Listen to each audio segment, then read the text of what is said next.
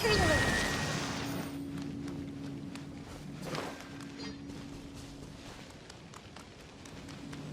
Committed to memory.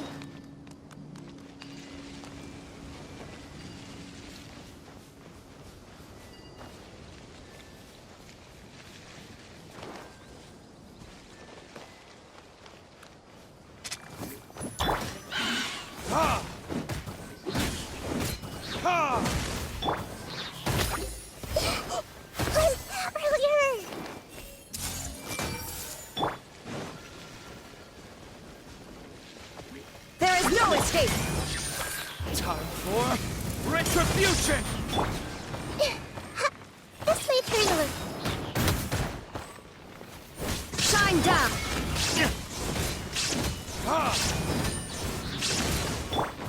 Grow, grow, grow! Ha! Ha! Ha!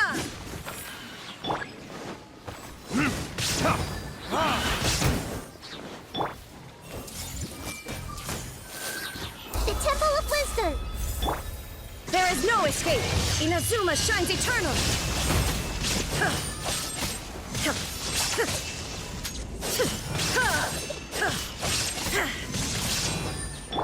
Hold the line! Burn! Ha!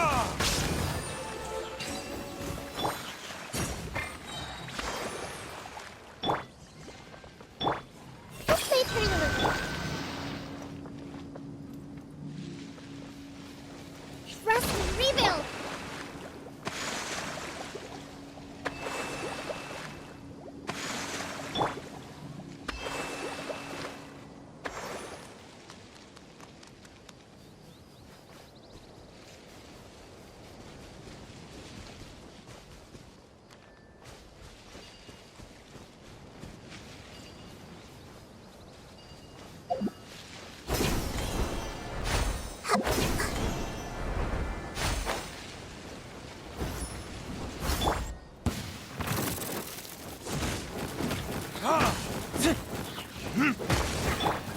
Make yourselves at home!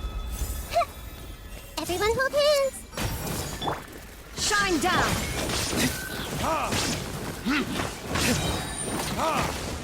Time for retribution! Committed to memory!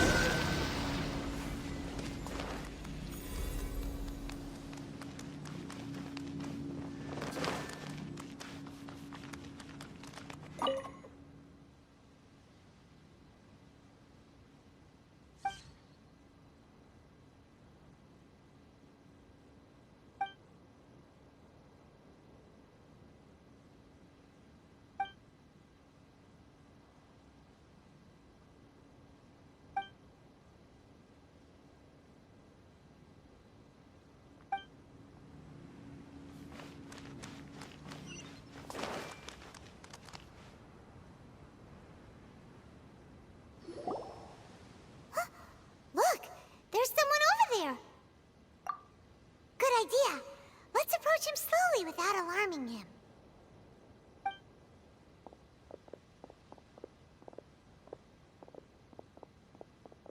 Wait.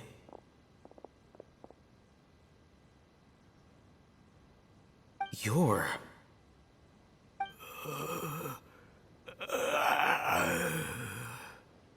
He can't speak, and his eyes are unfocused. But he looks too young to be anyone's grandfather. Also, why is he the only one here? Didn't expect to see him here. You know him? He's Razak, a senior of mine at the Academia. He's a scholar too? Is he the kind that holes up in a forest and mumbles stuff about training? No. And that's the problem. Razak was never involved in any of those things. He never trained in the forest, let alone reach Satyavada life. Leaving that question aside for the moment, him being here alone means that we might be too late. Looks like they've already taken everyone away. For whatever reason, they left Razak here. Perhaps they simply didn't have time to come back for him. There are drag marks on the ground. They're clearer by the doorway. Someone was forcefully drawing a cart that was loaded with something heavy. Loaded with people?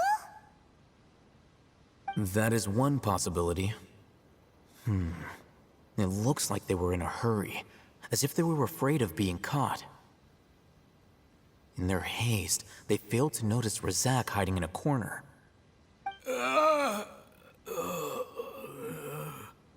The symptoms are identical. Looks like we found living proof. Huh? Why do you say that? Allow me to jog your memory. Recall your time at Port Ormos.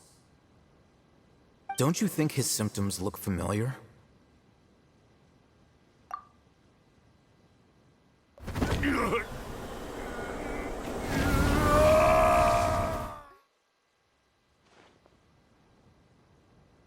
Oh, now that you mention it, they're acting the same way. Correct. The academia is behind all of this. It isn't difficult to deduce their rationale.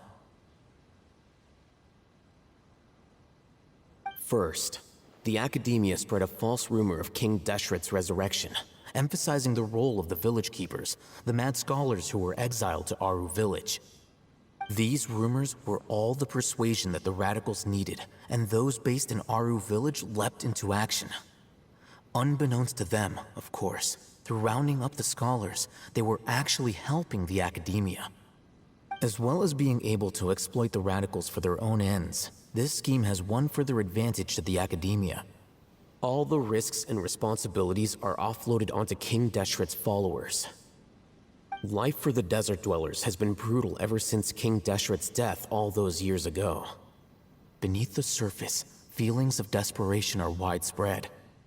Many would give everything they have for the prospect of something better. Anyone looking to exploit that for their own ends simply needs to make a few empty promises.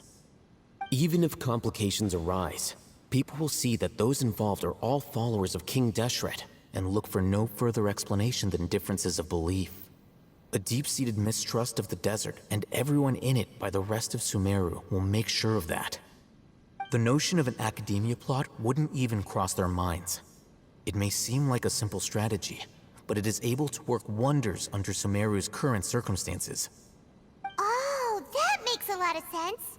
It's in line with the village chief's theory, too. But there's still one very important question. Wasn't it the academia that brought the scholars to Aru village in the first place? Why does it want them back now? Throughout this process, one thing has changed. The scholars' identity. First, they were scholars. Then, they became lunatics. After that, they were exiles. And finally, they become missing persons. An exile is still patently a living, breathing human being. But when someone becomes a missing person, that is brought into question. If you can't find someone, you have no way of knowing what exactly happened to them. That makes missing people an ideal resource. Resource? For what exactly? One possibility is that the information in their brains could be extracted into knowledge capsules. Extracted? You mean canned knowledge comes from people's brains? With the technology of the Sumeru Academia, it's entirely possible. Perhaps the process caused them great suffering, which is why they cry out in the dead of night, when no one is watching them. So, the human brain... Nope, nah, Paimon doesn't want to think about this. I'm the Academia scribe, after all. I'm familiar with their projects. Anyway, judging by Razak's state, the contents of a divine knowledge capsule were extracted from his mind. But something went wrong in the process. Or perhaps, his curiosity got the better of him, and he used such a capsule for himself. Paimon's a little confused. Can they just use anyone's brain?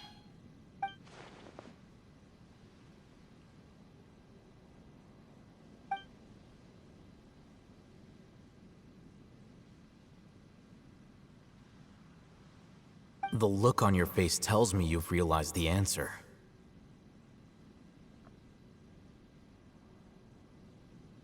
That's right. To some scholars, gaining knowledge about the gods is their entire life's pursuit. Extracting canned knowledge is just one of the extreme measures they turn to. However, I can't help but wonder, what do they seek to gain from divine knowledge? The academia is going out of their way to look for forbidden knowledge, but what is their ultimate goal? I've spent quite some time trying to analyze the contents of the divine knowledge capsule, but to no avail. It seems like my way of thinking is too different from theirs. You mean you're not even slightly interested in getting your hands on this forbidden stuff?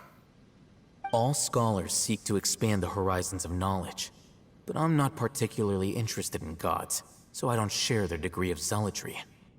Extracting information from people as if they were lifeless objects?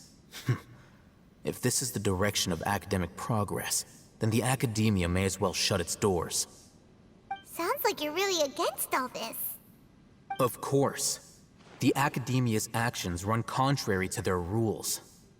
Whether it be academics or knowledge, everything has its boundaries. If those lines are crossed, the rules and order that govern everything in the world will be destroyed.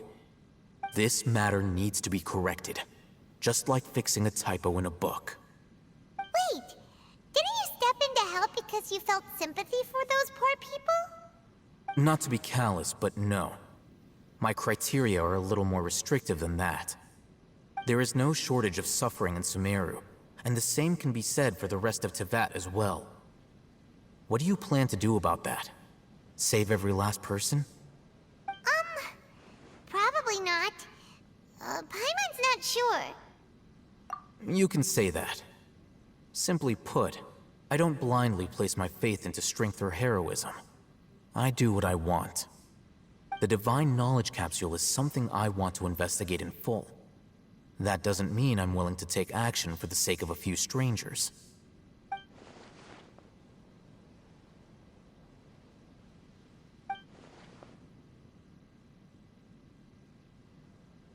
Paimon's been wanting to say this for a while. There are a lot of bad guys in the academia, but you're not one of them. You're their weirdo. You're probably right. Though I must say, I quite enjoy this feeling of being the odd one out. Uniqueness is also an asset, is it not? Wow, that's a great way to think about it. Paimon's really impressed. If only Miss Shani had a similar mindset, her life would definitely be a lot easier. I'm just a more likable person than her in general. There's nothing more to it than that.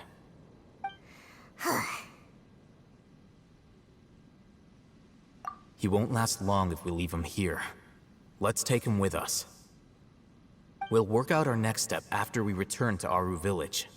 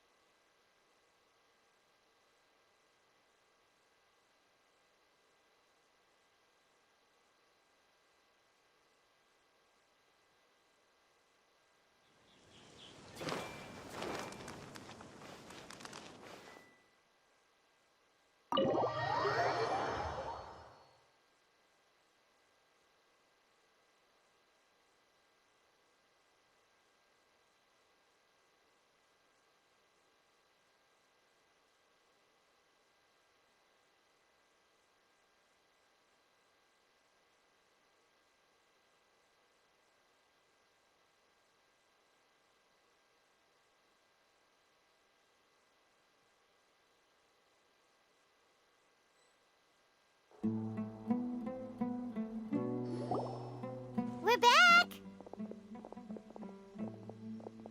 You must be tired. You should rest and take some water. What's the situation? Who's this? Unfortunately, somebody who's too young to take on the role of Isak's grandfather. Nevertheless, he's one of the people we're trying to find.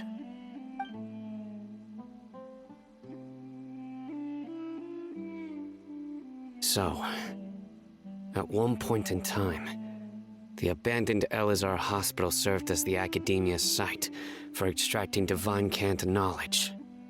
Yep, pretty much. Their plan must have been implemented at some point before we arrived at Aru Village, since divine cant knowledge has been in circulation for a while now. Yet, they fled once we were headed to the village, almost as if they knew we were on their trail. Why is that? Yeah, why is that? We may have a mole in our midst. One of us could be secretly revealing our whereabouts to the Academia. Huh? Are our friendships that shallow? Looks like none of you have realized wherein lies the issue. Sino, you're the reason why they can predict our movements. Wait, what's that supposed to mean? Choose your next words very carefully. It is simply a logical inference. I have my reasons. So what you're saying is... Sino's the mole. Interesting. And here I thought you were the most suspicious one, Al-Haytham, since you were always acting alone. I know. You have a point. But I realized something as we were returning from the hospital. Sino isn't like any of us. What are you trying to say? Do you still remember who you are, General Mahamatra?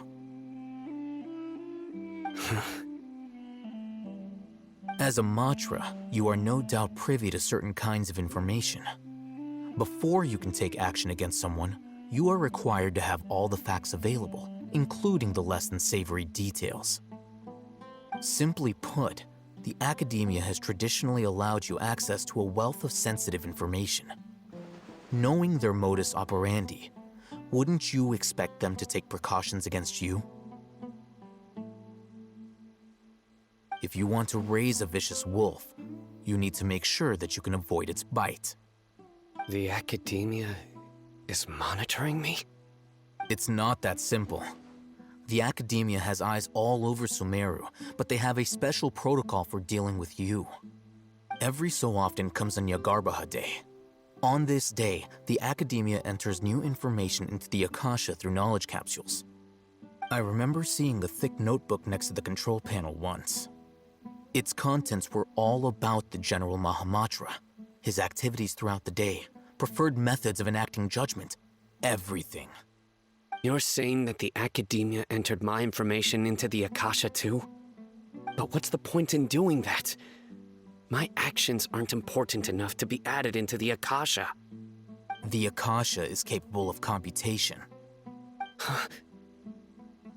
The Akasha's algorithms are entirely capable of predicting your movements using the data entered. When you would depart, the route you would follow, your destination. It knew all of this. It predicted my every move. The Academia has been watching you longer than you think. However, the fact that you resigned is proof that their suspicions were well-founded. So that's how it is. Sino adheres to his principles so strongly that he's actually a thorn in their side. Tenacity of will and steadfast faith are worthless to the Academia. They need scholars who are easily pliable and mindlessly go after anything they can profit from. Sino, don't take it to heart. This just proves how much of a trustworthy ally you are. They escaped because of me. Don't blame yourself. It's not like any of us would have known. I have an idea. If they predicted my movements, then I might be able to guess where they went. Whoa, you bounced back fast. There is always an opportunity for safety after danger passes. Oh, so that's how it is! Academia is trying to avoid Sino, then the safest place would be... Yep, that's right! They'll want to proceed in the direction opposite of where I'm going.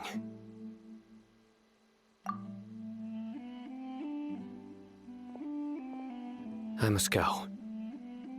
There's also something I want to investigate. Let's go, guys! After him! Please, wait! I want to go too! You want to go too? If so, you have to promise you'll stay safe. I want to find Grandpa. I promise I'll be careful and not cause any trouble.